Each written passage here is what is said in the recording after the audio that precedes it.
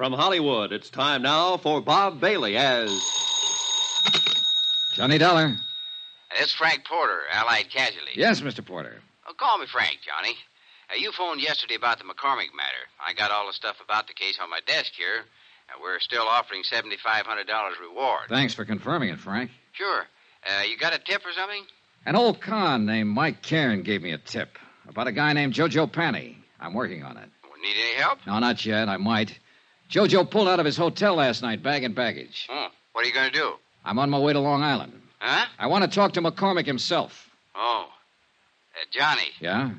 Let me give you a tip for your own good. Don't bother Julian Macormack unless you've really got something. Could be dangerous. I think I've got something.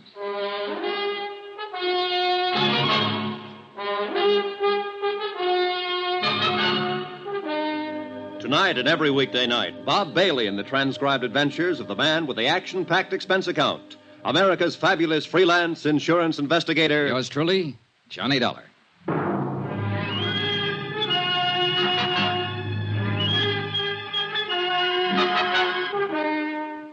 Expense account submitted by Special Investigator Johnny Dollar to the Allied Casualty and Insurance Company Limited, Markham Building, Hartford, Connecticut. The following is an accounting of expenditures during my investigation of the Macormack matter. Item 4, $10 deposit on the car I rented to drive out to Julian Macormack's home on Long Island. And judging by the looks of the place, a safe full of $100,000 worth of jewelry would feel right at home.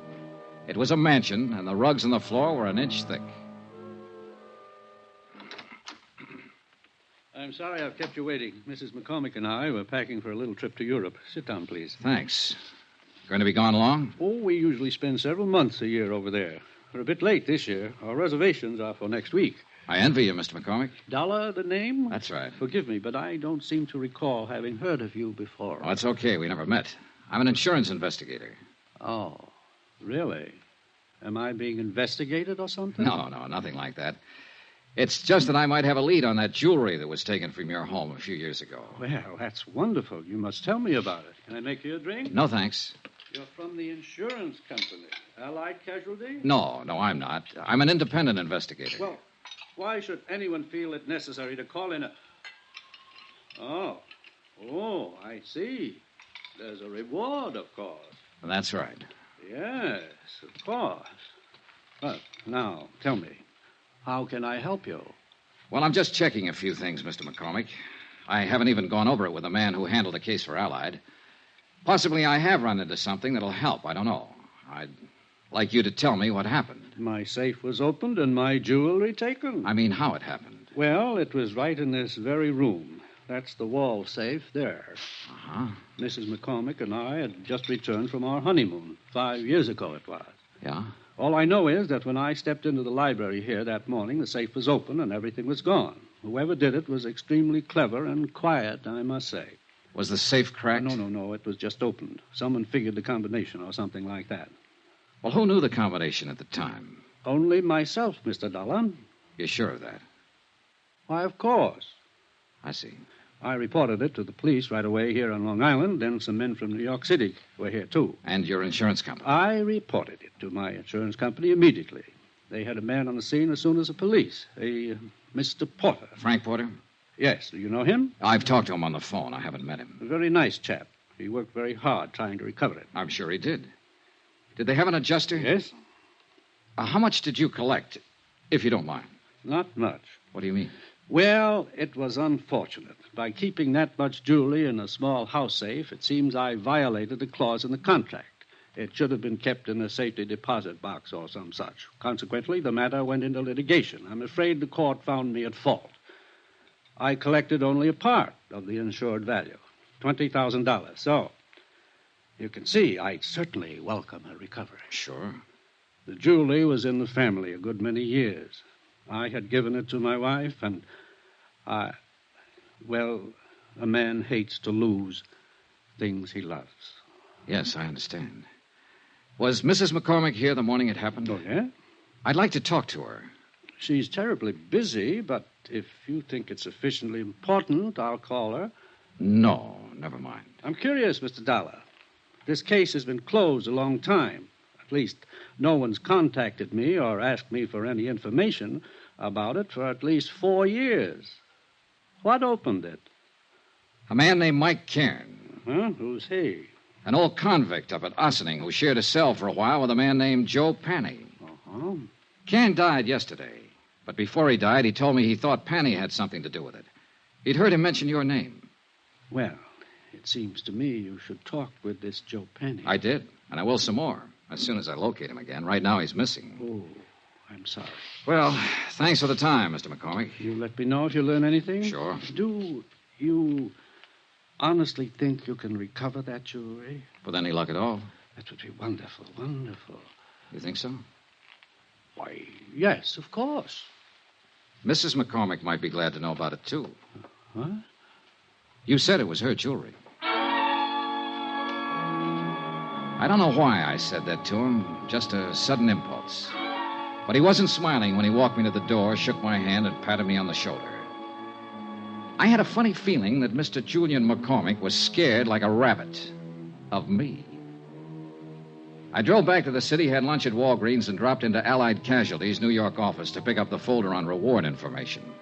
I met Frank Porter and liked him right away, a big, red-headed man in a tweed suit. Well, gee whiz, Johnny, it makes me feel older than ever doing this. How come? Well, I weighed 15 pounds less when this case started, June 1951. Here we are. These are pictures of the stuff. Uh-huh. Now, that one they call Tierra del Fuego.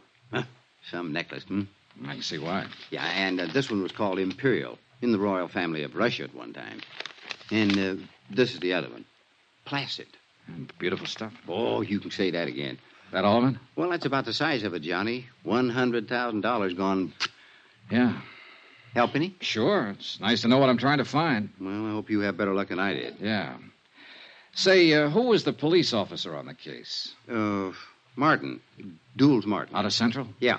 We ran down every lead we could find, big and small. The file said you made 12 arrests. Yeah, something like that, but not one of them panned out. Had to let them all go. Martin requested pickups on every big-time jewelry man in the country. Now, I don't think one of them was overlooked. Well... No, Johnny, somebody just simply walked in that house, opened the safe as neat as you please, and walked right out with all of this. Very slick job. Had to be an experienced man. Well, it might have been a first job for someone just starting in. He got lucky. Yeah, we thought of that, and we didn't think much of it after a while. Frank, Gee whiz, Johnny, nobody could be that lucky. Case the house, know exactly where the safe was, know what was in it, get in, open it up, and get out without anybody, servants, the McCormicks, or any of their friends even seeing it. Mm-hmm, yeah. Well, that wasn't even the hardest part, you see.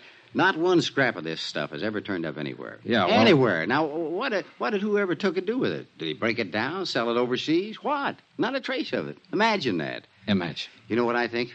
I think the guy who swiped all this stuff still has it. I think he's sitting around waiting for it to cool off. Could be. But it's never going to cool off, Johnny. There isn't a city in this country or across the ocean that isn't on the lookout for these pieces. I suppose. Now, sooner or later, Hot Boy or Lucky Boy, well, whoever he is, will make a move. Meantime, we just wait. Unless, of course, you've got something for us to look into. Not yet, Frank. Yeah, well, when you have, we'll be right with you all the way. Good. How about a drink? Take a rain check. Okay. But remember, we got a whole floor full of lawyers upstairs. They can get up warrants, writs, seizure orders, anything you might want. Yeah. You just let me know when you get somewhere, and we'll go to work. I'll do that, Frank.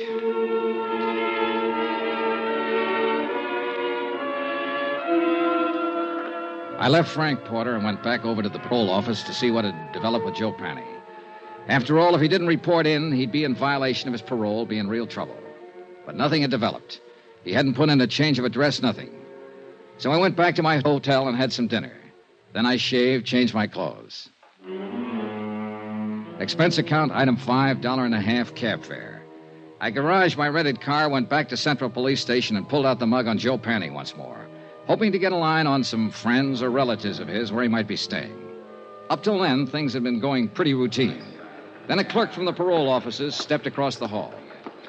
Hi, Mr. Dollar. Hi. Thought it was you I saw in here. I wasn't sure. How's it going? Fine. Talk to your friend Joe Panny yet? Not today. Why? Well, you seemed awful anxious to talk to him, is all. I am. Why don't you go see him? You playing games? I've been trying to find out where he is all day. And I already told you. You what? Sure, I gave it to you half an hour ago when you phoned. When who phoned? Sure, about half an hour ago. Look, Joe Panny called in and told me his address. Yeah? I no sooner set down the phone and you called in and said, "This is Johnny Dollar. Have you heard from Joe Panny?" What? I said, "Yeah," and I told you his address, that's all. What address did you say? The Allen Hotel on 115th Street, same place he was before. What's the matter, you forget? It took me 10 minutes to get from the police station over to the Allen Hotel. 10 minutes of wondering who'd put in that call and used my name. I went up the stairs, 2 at a time, up to the second floor. And right at the top of the landing, I bumped into a dark-haired woman wearing a silver fur piece. Oh, I'm sorry. I didn't see you. It's all right. You hurt? No, not at all. Please, let me go past. I'm in a hurry. Yeah, I'd be in a hurry, too. What do you mean? The gun. What? You should carry it on the inside of your purse. Oh, I didn't... Suppose I take it. No, let go of me. Fingernails, huh? Give it to me. All right, take it. She'd given it to me, all right on the side of the head. It didn't knock me out, but it did knock me off balance, so I tangled up with a hall table. And that gave her plenty of time to scurry down the stairs while I got out of the furniture and back on my feet. By the time I got down the stairs and out on the street, she was nowhere in sight. No one yelled, "I'm shot." No one did anything but what they were already doing.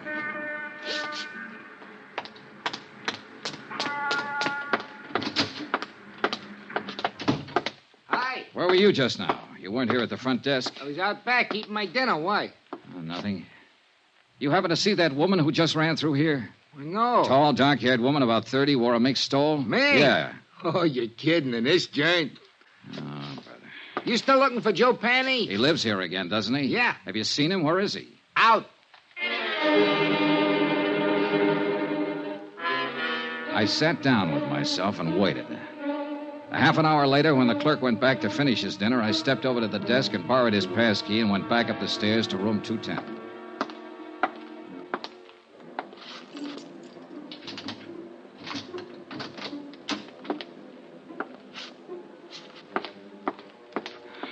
Well, I didn't need the pass key, and I didn't need to doubt the clerk. Joe Panny wasn't there. But all of his things were. The curtains were drawn and the windows closed. Every drawer had been pulled out of every dresser. The mattress on the bed was slit from top to bottom, and the rug had been ripped and turned over.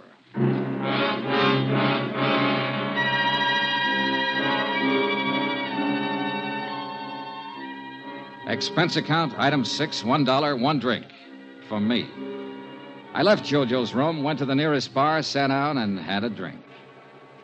A scared victim, a missing con, a dark-haired woman wearing a mink and a gun, and other things. Right then and there, I decided that Mike Cairns' tip had been pretty good at that.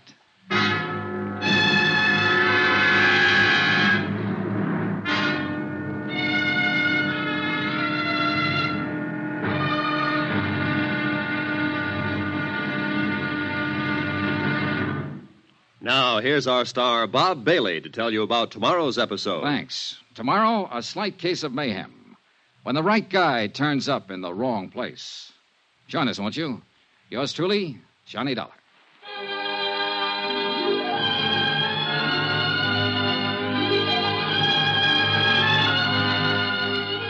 Yours truly, Johnny Dollar, is transcribed in Hollywood. Written by John Dawson, the entire production is under the direction of Jack Johnstone. Be sure to join us tomorrow night, same time and station, for the next exciting episode of Yours truly, Johnny Dollar. Roy Rowan speaking.